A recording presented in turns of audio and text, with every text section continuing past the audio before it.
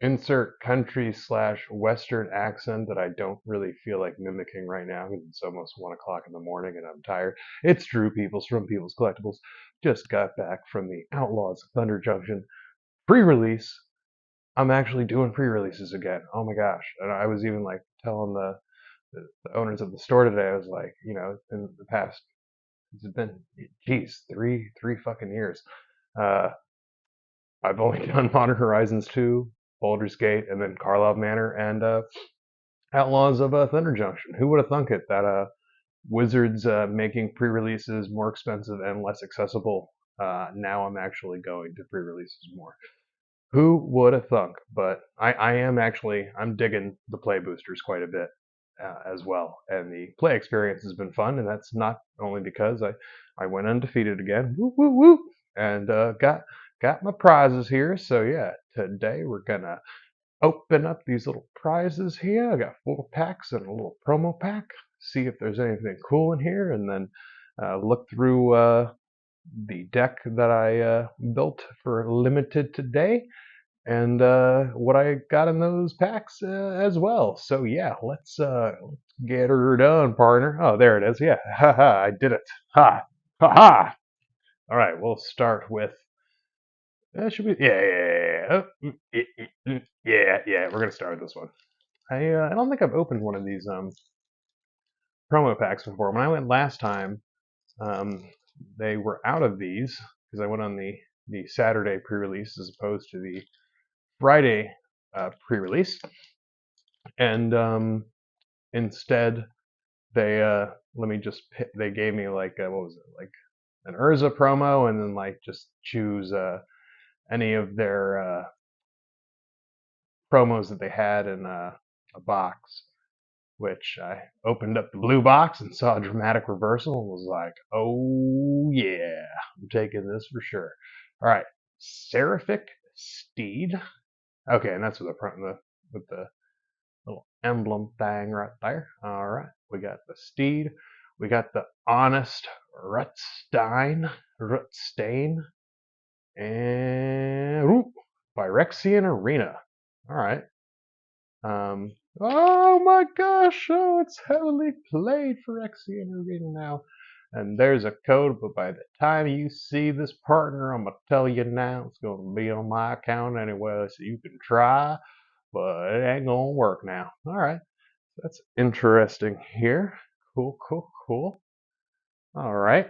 Not anything too exciting there, but I mean, can't complain about free cards. I mean, you technically can, but it's kind of just being a dick. So, all right, let's see if we can get anything here from our four four little packs, and then jump into doing a bit of a limited review. But yeah, I really enjoyed the limited environment for this set, and I did for Karlov Manor quite a bit as well. Advertisements for Arena. Give me a token, man. Give me a token. I don't know how many times I have to say it. All right. Wait, are these different? Huh, that's odd. This is different from the way the packs were structured from the pre-release kit, because these packs came from like a play booster box, whereas the play boosters from the pre-release or in a pre-release kit, and they were structured like normal packs with the foils and showcase, or what do you want to call this? The bonus sheet cards in the back. All right, that's odd observation. Ooh, Lost Jite. Okay, that's cool. I don't know if that one's big or anything at the moment, but whatever that bonus sheet is called, I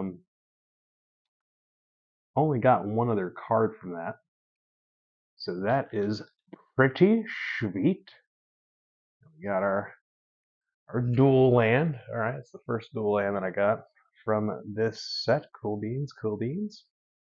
Yeah, that's interesting that they're structured differently. Is that normal? Is that always how it is? I wonder. I'm gonna have to look back at my Karlov Manor video and see if it was the same way. I probably made the exact same comment where I was, "Hey, this is different from what it was from the pre-release," and then a few months later, I already forgot. Yeah, I prefer having the rare in the back and being a little bit surprised, but whatevs. Kind of confusing to literally. They both say play booster. Why would the kit play booster and the booster box play booster be structured differently? Or wait, did I just open that pack different? Oh my god, I'm gonna have to rewatch this. What am I doing, man? What is going on? I think that token. Wait, no. Yeah, no, that is literally what happened. All right, yeah. Okay, no, I'm not tripping. I don't think. All right, we got our full art planes. Foil red rock. Might put that on my Arcades deck just because he's shiny. Arcades is 3 colors, and sometimes you gotta sacrifice the land. You have too many of it. Get that treasure so you can get Arcades out. Who knows? Maybe he'll go in there. We'll see. Savage Smashing. I don't do that. I play Magic Gathering instead. Yeah, giggity. One Last Job. One last blowjob. All right. No more sexual innuendos. And Visage Bandit. Blah, blah, blah. All right, just stuff on stuff on stuff. Who knows though? So, I saw something earlier about Pick Your Poison. Common from Karlov Manor is pushing like $2 a piece now, and Slime Against Humanity that's already been like $3 a piece, $4 a pop since that set's come out. And yeah, I was talking to one of my opponents earlier about how they've definitely been pushing the power level of the common uncommon slots, which I think part of that is the fact, they went from 15 to 14 cards, and there's more rares now in the play boosters, so to kind of balance there not being too many bombs, they're making a lot of the commons and uncommons a bit stronger, which honestly makes sense. Ooh, Elk needed one of those earlier because my bomb was Oko. And see, that's what I'm talking about. When you only have like one planeswalker, and a planeswalker, no matter who it is, for the most part, is going to be a bomb and limited, you need stronger cards in a common uncommon slot in order to deal with that kind of shit. So yeah, Elk boy. I used an elephant token instead because I didn't have my elk on hand. All right, let's see. Row from the saddle. All right, what do we got here? All right, a bonus sheet in the news articles have been garbage thus far. Can we get like a mythic or something? Step Between Worlds. All right, that's a duplicate for me. I got one earlier. And okay, that was it. Nurturing Pixie. This is an important point to read cards. My opponent played this and bounced one of my cards, one of my creatures, and put a 1/1 counter on it, and I didn't actually read the fucking card until later, and then I was like, oh shit, dude. Here, reader enters the battlefield, return up to one target non-fairy, non-land permanent you control to its owner's hand. So he pounced one of my creatures and put a 1/1 counter on it, and I didn't even question that a card for 1 white mana, a 1/1 flyer, could bounce one of my creatures and get a 1/1 counter for it. Didn't even question. I was just like, oh, oh yeah, that checks. And then I thought about it. I was like, holy shit, how is that card that good? And then I like read it real quick and was like, oh, oops, probably should have, questioned that from the get-go. But what if? All right, last pack. Can we get something coolio? I like big packs, and I cannot lie. Let's see. See how I slightly went up here? It's because I had I had the really good card on top of this thing, and I just slipped it in. But I said no more sexual innuendo, so I did not say giggity after that. I held it back, even though I technically didn't. All right, we got a gnome token. We got a land. We have a foil. All right, what's it going to be? And Primal Might. I mean, it's a rare, I guess. Outcaster Trailblazer. A good card in limited, but yeah, not too exciting. And okay, well, no big hit that I know of there. I got the Lost Jite in the beginning. What am I talking about? I don't think that's like a massive hit, but that Lost Jite is decent, obviously. Similar to Umezawa's Jite, if you haven't seen it, 1 mana legendary artifact equipment. Whenever equipped creature deals combat damage, put a charge counter on Lost Jite. Remove a charge counter from Lost Jite, choose one. Untap target land. Target creature can't block this turn, or put a 1/1 counter on equipped creature and equip for 1. So, yeah, fairly decent. I'm pretty sure Umezawa's Jite was 2, but I'm also pretty sure that card's better. Because, yeah, I mean, it can, work as removal. You get 2 charge counters with that as well. So, yeah, it what it is. It what it is. But anyway, let's look at the other stuff that I pulled today and go over the deck that I ran. Like I said, I mean this limited format was a good deal of fun. Starting off with the Armad Diller, 6 mana, 7/7 reach with Ward 3. So cool card to ramp out to in the end there. But also for 2, you can discard them, search your library for basic land or desert card, reveal it, put it into your hand, then shuffle. You gain 3 life. So even always love cards, with modal kind of effects, right? So early game, he can help get you the land that you need. Sadly, I didn't have any deserts in here, so that extra utility would have been nice. And then yeah, in the late game, a 6 mana 7/7 with reach ward 3 that can be a beast. That can be a beast. Free Strider Commando, put 2 of these in the deck, and plot was a big component that my deck went around, as you'll see. So for 3, you can just bring him in as a 3/3, or you can plot him for 4. And if he enters the battle, he'll enter the battlefield with 2 1/1 counters if it wasn't cast or no mana was spent to cast it. So obviously the idea is you plot him so that he comes in as a 5/5. But then even in a deck that maybe if you blink him, you could blink him and then he comes back as a 5/5. If that so I like that it's not just that if you plot him, he comes in with the extra 2/2. The fact that if you blinked him or something, he could also come in with 2 1/1 counters is nice. The Strix got 2 of these bad boys in here. 1 mana 1/1 flyer. When he enters, tap target permanent, which is especially nice for this set because even if your opponent doesn't have anything that you need to tap down because of the committing crime mechanic, it is committing a crime against your opponent, so it'll trigger any of your trigger any of your effects for committing crimes. And then also that extra utility of being able to draw a card and discard a card, that helped a lot. There were times that I needed that 4th mana, and yeah, I had to spend a turn paying 3 to draw and discard a non-land card and then play my land for turn. I mean that helped me win out games. It really did. Loan Shark, another one that I have a duplicate of in the deck. 4 mana 3/4.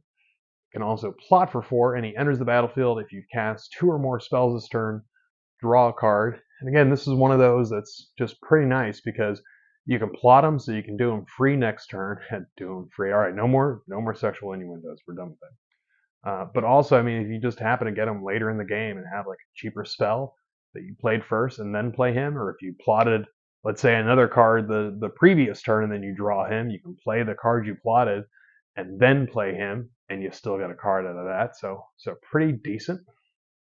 Spinewood's Paladin. And again, and people were like talking crap about plot, and I think a lot what they weren't understanding is a lot of these plot things, you don't necessarily have to plot them. Paladin's another great example of that. 5 mana, 5/4, trample, gain you 3 life. There was a game that my opponent got me down to 3, was about to kill me, and then I brought this guy out, gained my 3 life, and then stabilized. But yeah, I mean, you can plot him for 4, get that little extra discount, and help with stuff like this where you want to be able to cast 2 or more spells in a turn. But then also, if you just have the 5 mana, sometimes you just got to drop a 5/4 trample real quick and just stomp over your opponent. So yeah, that was a cool card. Didn't have a duplicate of him, just a one of them here. Drover Grizzly, the only mount that I got for the deck. But he helped out quite a bit. You'll see there was a little bit of synergy with him. but he's a 3 mana 4/2. Whenever he attacks, while saddled, creatures you control gain trample until end of turn. That's something that came in a few games. That was pretty nice. Speaking of cards that were pretty nice, my last game, this dude did it for me. All right, so 2 mana, we got Doc Orlok, Grizzled Genius, 2 mana, 2/3. First part doesn't matter really, at least for this limited deck, but that second part, plotting cards in your hand costs 2 less. Oh my god, let me tell you. Yeah, that last game was it was oh yeah, that's why they're together. I played this like turn 2. Oh yeah, that's literally what I played this turn 2. Turn 3 played Drover Grizzly. Turn 4 got to plot Lone Shark and Spinewood's Paladin. And then turn 5, throw from the saddle. 2 mana sorcery. Target creature you control gets +1/+1 until end of turn. Put a 1/1 counter on it instead if it's a mount. Then it deals damage equal to its power to target creature you don't control. So yeah, turn 5, played this, put a 1/1 counter on the Grizzly, made him a 5/3, and then got to deal 5 damage to my opponent's creature that had exactly 5 health and just absolute domination there. Metamorphic Blast, another nice little removal spell here, and also a card draw spell. I really liked the Spree cards. They were pretty cool. So yeah, I mean for 2 mana, this can be I guess is removal spell the right word? Yeah, I mean it is.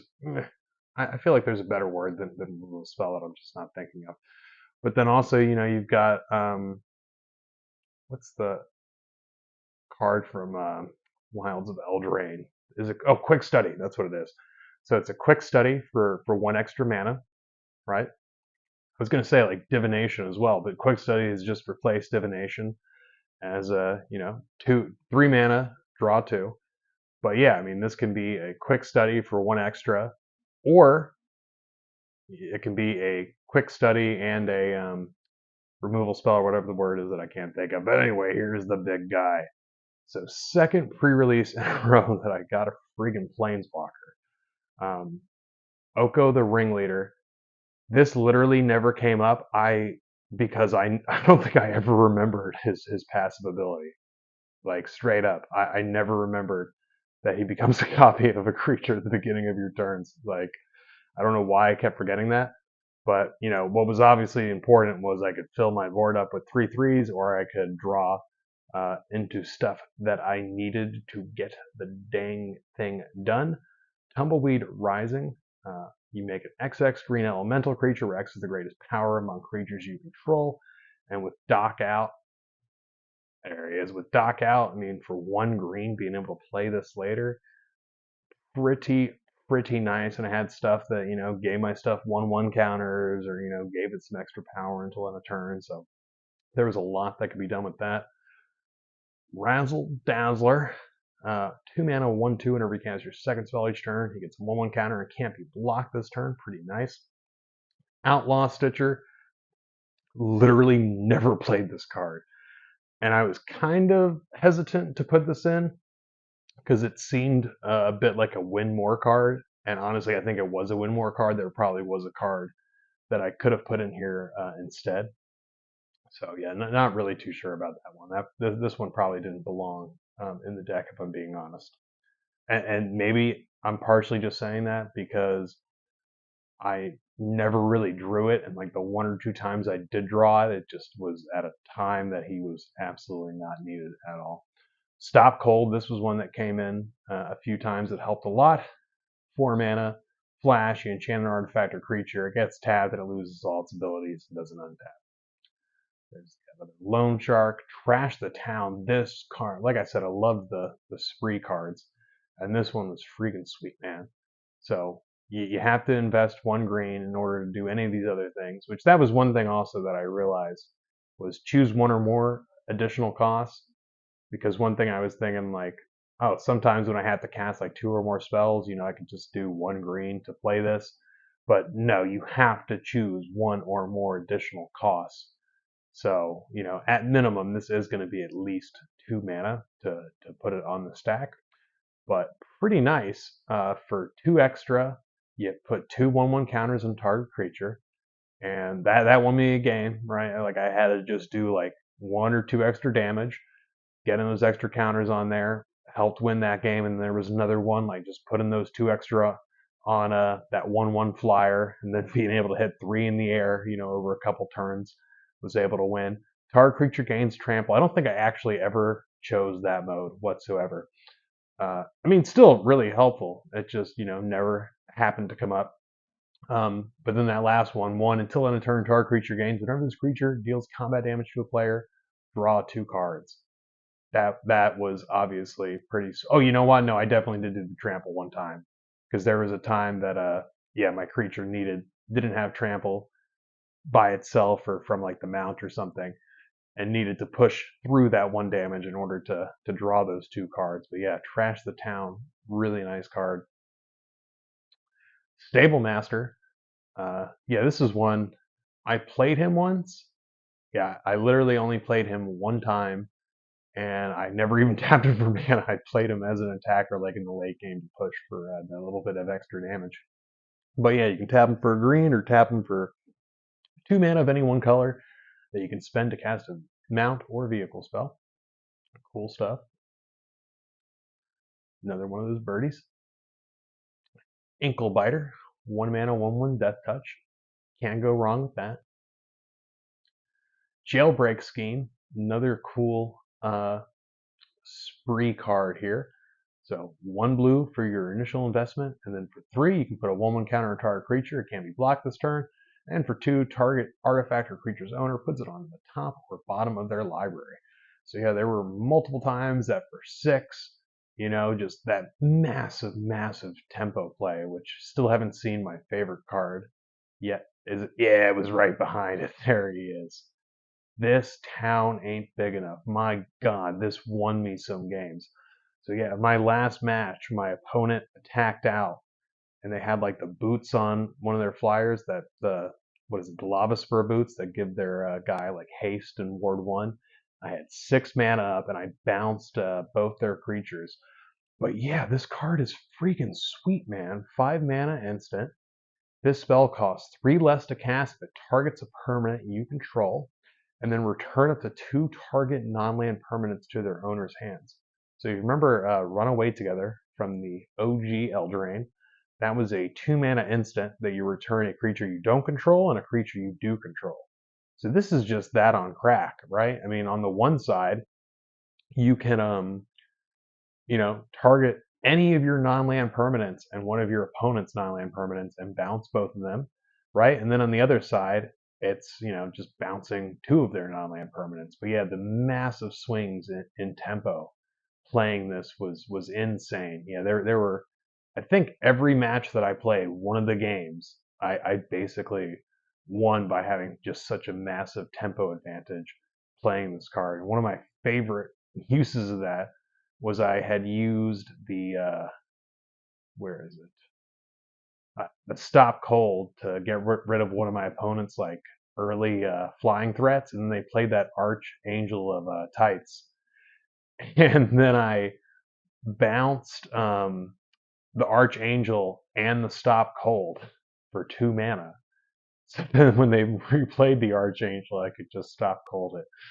Yeah, that was fucked up. I felt bad doing that, but had to win and everything. And here we go. Tipple Tipple, Lost on the Range, 3 mana, 1/1, Ward 2. You can look at the top card of your library anytime. Top card of your library has plot, and its plot cost is equal to its mana cost, and you may plot non-land cards from the top of your library. Never fucking played this card, ever. The entire draft. It was now, unlike the other one that I was hating on, which can't even remember, don't even care. This card definitely did. Oh, it was the zombie guy. But anyway, this card did still belong in this deck, but any time that I ended up, by the time I drew it, it was too slow that it made no sense to put it out, because it's still only a 1/1. But this could have been a good card in specific scenarios for this particular deck. So I'm not gonna hate on the little guy.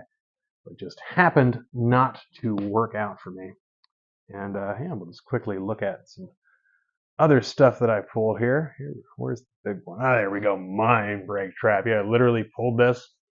Immediately went on TCG Player, saw it was like 40 bucks, and took a picture of the front and back and listed it on eBay. Which, as I'm saying that, let's put them in a little top loader real quick. Yeah, because this guy's he's getting shipped out.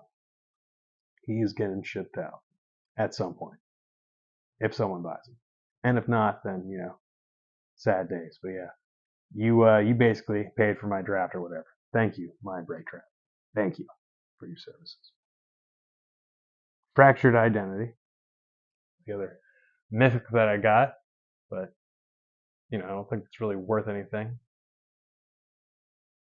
It's still a cool card, but yeah. Oh, Legion Extruder. This was another one of the other bonus sheet. It's kind of a little confusing, right? Having two different bonus sheets in the set, right? Now you have the news ones that you get one of these per pack, whereas these were like, yeah, I mean, I did 10 packs and I got this and the Jite. But this one was kind of cool too. A 2-mana artifact, when it enters, you get a shock something for 2, right? And then for 2, you tap it, sack another artifact, and you create a 3/3 colorless golem artifact creature token. That's probably worth a little sum. It was pretty cool. If I was playing red, obviously this would have gone in a heartbeat, but I sadly was not. And is there anything else of particular note that I pulled? No, those are the commons, uncommons. Those are my tokens. Yeah, I got a foil breaches. Was that it? Like there was like one other thing somewhere. No, those are all uncommons. Huh. Was there something? What happened to oh, I got another one of those where is it? Oh my gosh. Is it really one of those days? I literally pulled one from one of those 4 packs. Card that's like a Time Twister, Echo of Eons. Okay, there it is. Step Between Worlds. Didn't I get another Step Between Worlds somewhere? Maybe I did. Maybe I lost it. Who freaking? Oh wait, is it? What's this pile over here? Oh, okay, no, I think it's this pile. That is literally the pile that I just put there. Jeez, what am I doing here, man? That's the box. Yeah, figured it out, fam. We figured it out. Oh, yep, and literally, but it was the card on top. Yeah, the pre-release kit. There were cards in there too. I'm tripping. I'm like, dude, there were definitely like other rares. Yeah, like I almost did 3 colors just because of stuff like this, where whenever him or one or more other non-token creatures enter the battlefield under your control, if none of them were cast or no mana was spent to cast them, draw a card.